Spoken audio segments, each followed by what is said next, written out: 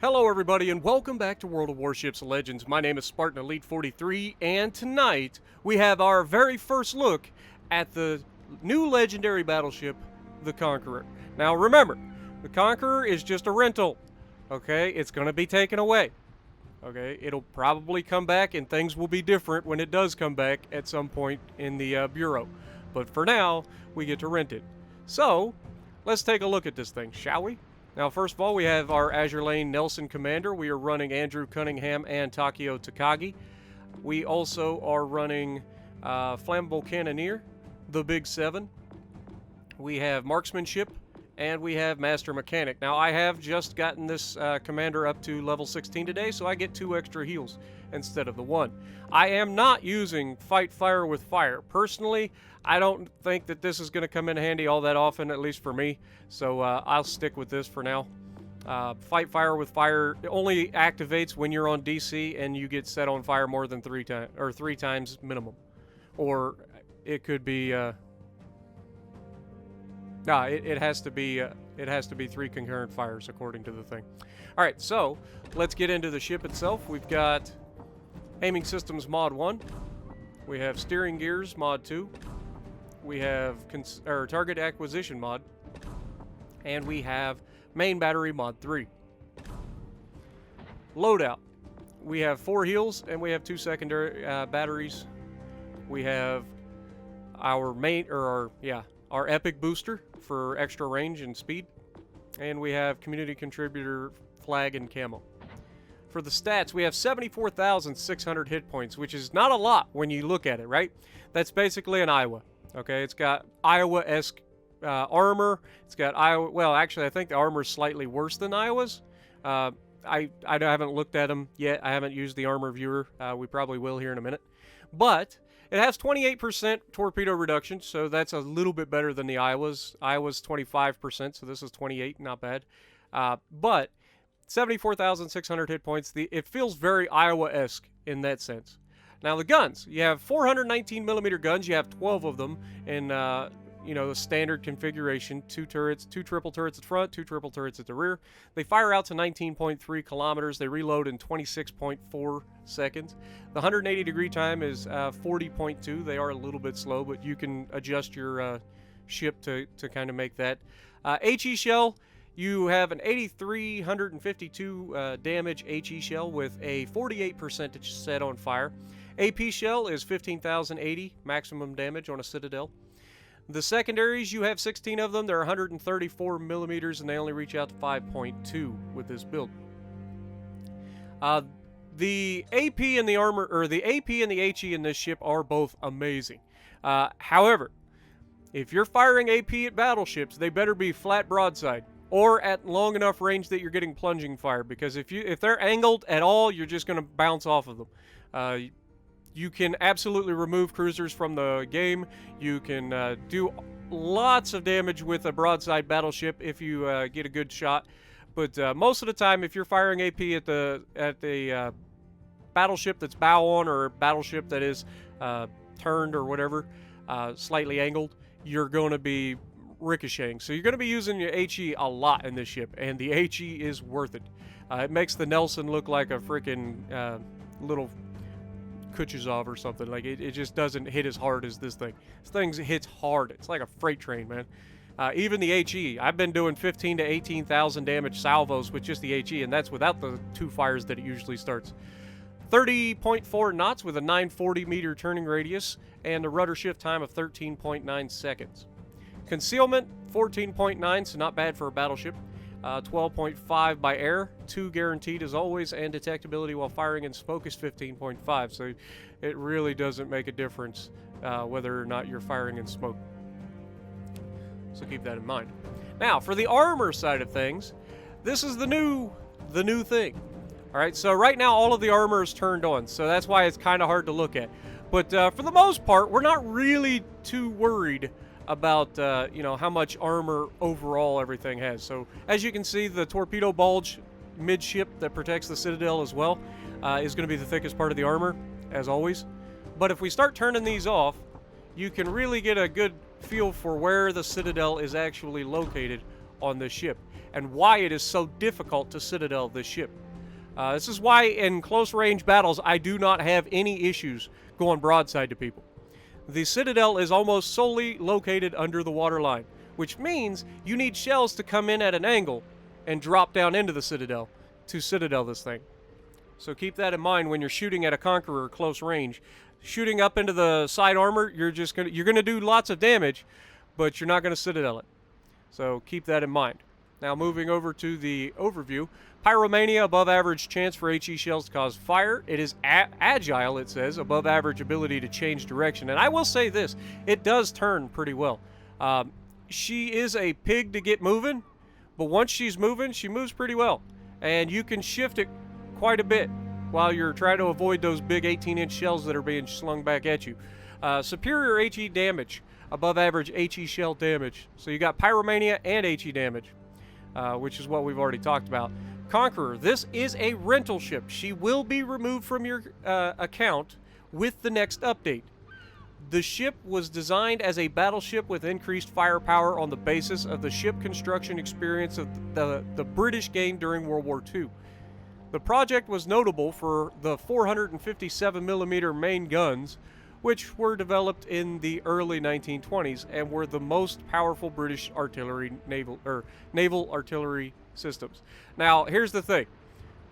We don't have the 457mm main guns, right? Am I wrong? No, we don't have the 450. We have 419mm guns. So, I don't know exactly why it says that it was supposed to have 457. I know that the, what's the other one? There's the Conqueror, and then there's the, what's the other one? Oh my gosh. There's one that has 18-inch guns, which has the 457mm guns. But it's not the Conqueror. Conqueror has these smaller guns. The other one I can't think of right off the top of my head. Somebody will point it out. But anyway, let's take a look at the ship. It's a big one. It is a good-sized ship. But overall, I think it's a good-looking ship, at least. Probably doesn't look the best in the CC camo. But, God, I love the Fjords port, man. Especially after, oh my God. Yeah, let's just go ahead and just take in the waterfalls. It's absolutely gorgeous. Absolutely gorgeous. Anyway, hopefully you guys are ready, because we're going to get into this. Alrighty, so we are going to be on Sea of Fortune, and we are in the Conqueror. Now remember, all of these new legendaries, the Conqueror, the Worcester, or the Gearing, they're all rentals, okay? They will be removed from your account once it gets to that point. So keep that in mind. Now, I'm sure these will get put into the Bureau at some point in the near future, probably the next Bureaus, if I had to guess. So we can look forward to seeing these at some point. But for now, we just get to enjoy them for a short amount of time, and enjoy them I will. I've been playing this Conqueror a lot today. I'm not gonna lie. I've had a lot of fun in this thing, and I have had very few bad games. Very, very few bad games. This thing is fantastic. It doesn't have the hit points of the other legendary battleships, but it has that huge heal.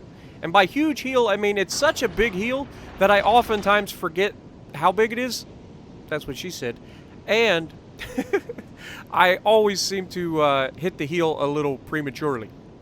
But it is a fantastic ship. Now, early in the game, I'm going to try to use this island for cover and see what we can get into. I was not expecting to have people just completely disregard their own livelihood. But it is World of Warships after all, so I guess I should have been expecting it. We do have a destroyer coming our direction, who is going to go into A and spot for us, which is preferable. And it'll be up to us to take advantage of it. And first things first, we see a gross occur first. We're going to use the auto-aim feature here, where we lock onto the guy, and it already puts you basically on target to allow us to try to hit him. And surprisingly, it works out. We get a nice 2 fires right off the bat with 8,900 damage done, and then the fire. So you really can't argue with that. Now, we do have a gross Kurfürst out here, but I don't think I can hit him. So we switch back to the other guy to try to set a fire because we know he just damage con. We don't lead him as much this time because he slowed down, he's turned in a little bit. Are we going to get a fire? Come on, baby! Land the shot! It's towards the rear. And we get some hits, but no fire. But we did get some damage. We're up to 17,000. And that's the one thing that you're going to notice about this. You're going to be firing HE out of this ship probably at least 80% of the time. Because the AP, while it is fantastic, the penetration angle's not very good. If you get a flat broadside to shoot at, or if you're shooting at a cruiser, absolutely. But if you have a an angled surface to hit, like the Yami, now I'm not going to lie, we are actually going to get a good shot at this Yami here in a moment, and I wouldn't recommend taking this shot with this ship with AP loaded very often, because it's not going to work in your favor all that often. The Yami's armor is tough, and angled like this, the AP shouldn't go through most of the time. But if you get lucky occasionally, you can actually pull it off. Now, obviously, we're still firing the HE, trying to do as much damage as we can. He gets smoke, and that's another thing. The HE on this thing, much like the Nelson and any Japanese battleship, if you have a full salvo of HE loaded, you can and will one-shot destroyers that are trying to YOLO you. I have done it several times today already, where people hide around a corner, wait for me to get there, not realizing that as soon as I see you and have a shot, you die. From full health, you're dead. We do get a shot and a fire on the gross Kurfürst out there, and we are getting the AP loaded for the first time in this match, and it is going to reward us. Now, this Yami, clearly way over-angled. He should not be sitting there broadside like this to anybody. And for a moment, I'm actually thinking about shooting the gross Kurfürst, but we do shoot at the Yami, and we get lucky and get a Citadel for 20,000 damage right there. It was pretty nasty. Pretty nasty. But gross Kurfürst or Yami's going to go down after that. We are at 55,000 hit points or damage right now. There is a gearing here, and we are going back to the HE. Like I said, unlike most battleships, you are going to be firing HE out of this thing more often than not. And when you're doing 15 to 20,000 damage per salvo without fires of HE, it's really all you really need. So I can understand why so many people only shoot HE, but you do want to switch occasionally when the opportunity arises. And I was ready for this gearing, and watch this. Wait for it. Shot out. And pow! Get deleted, sir. Go home. Devastating strike number one. And like I said, this is my very first game in this ship. I know he wasn't completely full health, but that's what you can expect to happen if you pull out in front of a Conqueror trying to get your torpedoes out. In any destroyer. I don't care how many hit points you have. If you are the Kaba, or if you are the Z-23 and you or the Minsk, is it the top tier? I can't remember. No, Tashkent. And you have 22,000 hit points, you can expect all of them gone in one salvo. It will happen. Just forewarning you, this is a battleship you do not want to chance. You don't. Keep your distance from this thing, launch your torps, and get away from them. Because if you get detected, you get deleted. Now, gross Kurfürst out here is broadside on. Now, I told a couple people in my premiere yesterday for the Massachusetts that I deleted a gross Kurfürst from like 60% health, and it turns out after watching it back, it's not quite accurate. I thought he had more health at the time than he did, but you'll still see what the AP is capable of at close range. You'll also see what the AP is not capable of at close range against 32 millimeters of bow plating on an Alaska, which is right around the corner. Now, he's initially broadside on, and I am literally salivating, because these should absolutely murder him. And we do get a good hit. 14,900 hit points. He's lucky to be alive. That should have been Citadel City. Like that is devastating in a cruiser. Alaska, being really well armored, is especially susceptible to being broadside to this thing. So, as you can see, we're about to be loaded again. This thing, not the fastest reload of the battleships, but he's going to be turning in towards us here, and that's going to negate some of our damage. But he's a little late, as we get another huge hit on him, taking over half his hit points in 2 hits without a Citadel. And now that he's going to be bow tanking, this is where the AP is going to struggle. And this is kind of why I chose this match, because I wanted to show you guys the goods of this ship, the absolutely fantastics of this ship, but also showcase some of its weaknesses. First of all, if it's broadside on, it's not that well armored. It does have the really low Citadel, so if they're shooting up above the waterline, they're going to get penetrations and overpins and not Citadel you. However, you cannot shoot through the bow of 32mm armor. You just can't. And even if you don't hit him, like, that was just a miss. But watch what I'm about to do to this gross Conqueror. He just smashed me with the Alaska. I am going to go full broadside. Now remember, we have amazing heals. And this guy just under half of his hit points. He is going to take another shot any moment now, and that's going to reduce it a little bit more. So we're taking about a quarter of his health in a single salvo. But watch this. Just that is 3 turrets. 3 turrets, deletion. No Citadels. The AP is fantastic when you can use it. And I traded a lot of hit points for that. But it's a Conqueror.